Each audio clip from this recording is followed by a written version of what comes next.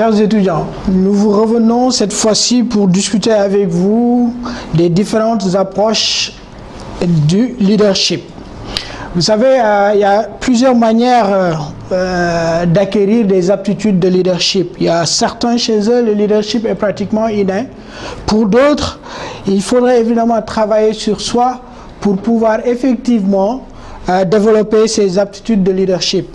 Nous allons voir donc ces deux approches, ou voire même trois approches, de ce qu'on pourrait appeler l'approche du leadership.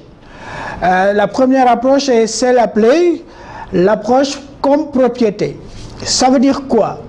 Ça veut dire que vous avez un personnage, une personne qui est considérée comme leader, mais qui influe d'une manière significative sur ses dirigés, ou en tout cas sa communauté, rien que par ses attributs personnels. C'est-à-dire, c'est quelqu'un qui use de son charisme. Il a un charisme certain, avéré, et il a des qualités, des valeurs, une personnalité forte, des éléments qui sont directement liés à sa personne, qui légitiment son leadership. Il n'y a aucune autre influence qu'il acquiert que par sa propre personne. C'est pourquoi on l'appelle le leadership par propriété. On arrivera à des exemples certainement au niveau de vos ateliers en salle de classe, mais nous retournons d'emblée que le leader comme propriété, et c'est cette personne à qui on reconnaît un charisme et qui, par son charisme, arrive à entraîner, à influer sur les autres sans réellement utiliser support, de contraintes ou quoi que ce soit, mais c'est juste lié à sa personne. Il y a aussi justement un autre type de leadership qu'on appelle le leadership par processus. Cette fois-ci, vous verrez que les traits de caractère en réalité n'influent pas significativement sur son influence qu'il a sur ses dirigés. Mais ici, c'est plutôt l'interaction qu'il a entre lui-même et ses dirigés. Et cela, il l'obtient par ce qu'on appelle un processus. Un processus, c'est quoi? C'est-à-dire que la personne façonne son leadership sur le temps et sur un certain nombre de situations qui se sont, disons, déroulées, ou en tout cas qui arrivent pendant une période déterminée de sa vie et de ses interactions entre ses dirigés. C'est pourquoi vous verrez ici que le leader influe significativement sur ses dirigés, mais ses dirigés aussi influent sur lui, parce que c'est une interaction. Donc lui-même, il s'ajuste par rapport à ce qu'il reçoit de ses dirigés. Mais donc, vous comprenez ici qu'en réalité, le charisme n'influe pas significativement, mais plutôt c'est le processus par lequel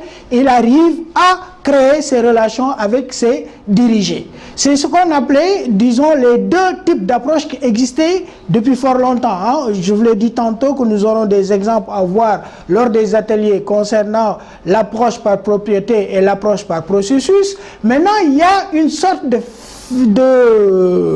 comment dirais-je, une association, une intégration de ces différentes approches, l'approche propriété, l'approche processus, pour donner ce qu'on pourrait appeler aujourd'hui le leadership moderne, qui est incarné aujourd'hui par beaucoup de célébrités, par beaucoup de leaders à travers le monde. C'est quoi? C'est-à-dire qu'il faut que la personne puisse avoir des qualités, un leadership réel, un charisme, et des traits caractéristiques qui déterminent son influence sur les autres, mais ça ne suffit pas.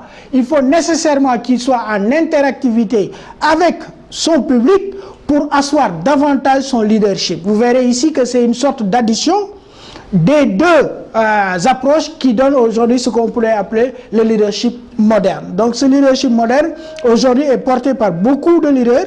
Hein, on y arrivera au niveau donc de vos ateliers. Je ne veux pas déjà vous donner des exemples au risque de vous orienter, mais je voudrais que par ce travail, que vous arriviez vous-même à me donner des exemples de leaders charismatiques qu'on pourrait appeler des leaders de propriété, des leaders aussi dits de processus, des leaders qui, selon vous, sont effectivement des gens qui ont su créer le leadership par l'interaction qu'ils ont eue à un certain moment de leur vie avec leur propre communauté.